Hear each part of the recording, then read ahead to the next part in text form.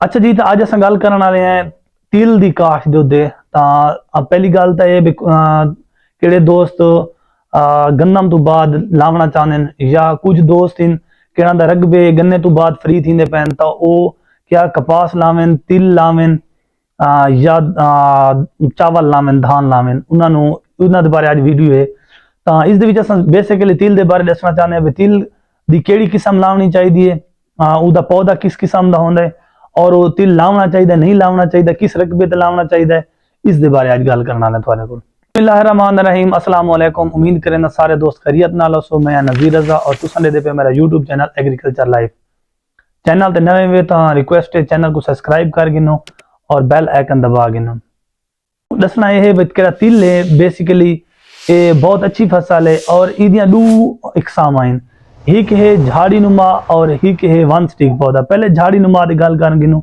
झाड़ी नुमा केड़ा पौधा है कि मैं थोड़ा लिखना पिया, ए इसको बेसिकली तिल ला दें, ठीक है ना। एक पौधे दे विचों मजीद बईयां शाखां निकलदियां और उस दे उत्ते वाला बीज होंदा है, तो वो होंदा है तिल, ठीक है। और दूजे साइड दे वन स्टिक केड़ा पौधा है उसको तिल आदें। केड़ा तिल केड़े नोस आदें, उन्हें त्रै चार किस्म हैं, वैरायटियां हैं। एक वैरायटी है TH03 और एक है TH05। ये दो वैरायटियां तिलों दी हैं। और तीजी है T89। T89 केड़ी है उसकी केड़ी औसत है, वो बहु कम है। केड़ी TH3 है और TH5 है, उन्होंने औसत अच्छी है। लेकिन ये केड़ियां हैं, मतलब ये वैरायटियां दोई अच्छी हैं, हर कंपनी इसको अपने स्ट्रक्चर ही देनी पई है। अच्छा भाई, तुसा केड़ा बहारिया तिल्ली काश्त करनी है, यानी फरवरी के आखिरी हफ्ते दे विच काश्त करनी है, वो तुसा वैरायटी केड़ी लावनी, वो TH06 लावनी है। तिल्ली वाली वैरायटी TH06। TH06 केड़ी वैरायटी है, वो वन स्टिक पौधा है उनका। और वन स्टिक पौधा केड़ा है, इहदे विच भला दो किस्म हैं। एक है वन स्टिक पौधा है, उस दे नाल डोरियां बीज वालियां कहने लगदियां, ठीक है ना।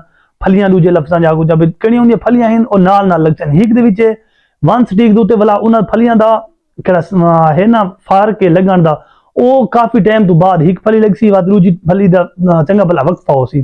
तुसा वक्फे वाली नहीं गिनी, तुसा वो लावना बीज केड़े दे नाल केड़ी फली लगदी है, केड़ी नाल फली लगदी है, उस विच है भाई वो थोड़ी एवरेज अच्छी दे वैसी, ठीक है।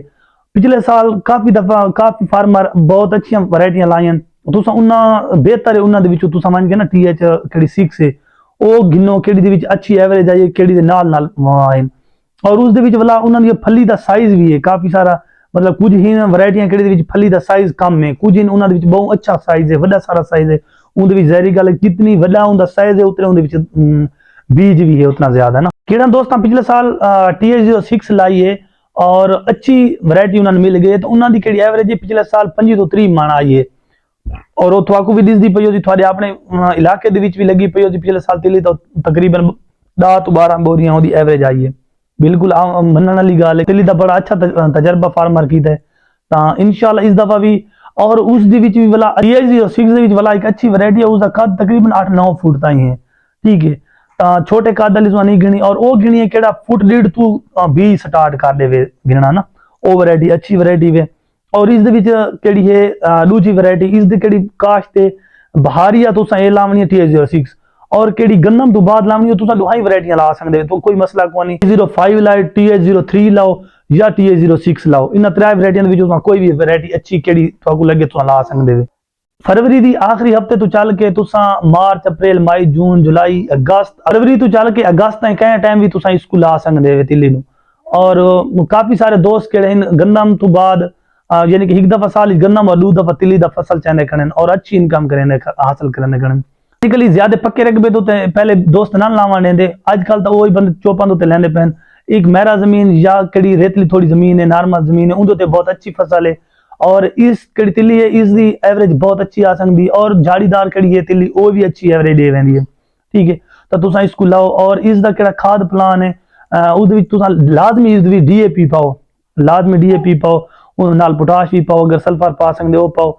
मजीद तो इंशाल्लाह अगली वीडियो खाद प्लान मुकम्मल मैं दसा। बेहतर है तुसा तिल्ली लाओ, तिल या तिल्ली लाओ, कोई चीज भी केड़ी पिछले साल अच्छी एवरेज दी हो लाओ सही जी। तो दोस्त आते ना तिल्ली दा हाईब्रिड बीज, हाईब्रिड कौन होंदा, बीज वो ही होंदा है, उसनु वाला थोड़ा जिना साफ कीता वैंदा और कंपनी अपने पा के दे देंदी। इसका हाईब्रिड बीज नहीं होता। तुसा भाईजान केड़ा तुम्हारे को अच्छा फार्मर पिछले साल काश्त की हुए या तुम्हारी अपने को कोई अच्छा बीज पे तुसा उससे वाला साफ करके ना तुसा उसनु काश्त कर सकते हो, अच्छी एवरेज तुम्हारे दे वैसी। बिल्कुल इंदा हाईब्रिड बीज को नहीं होता। खुद ए हर कंपनी अपने नाम तो लेंदी है।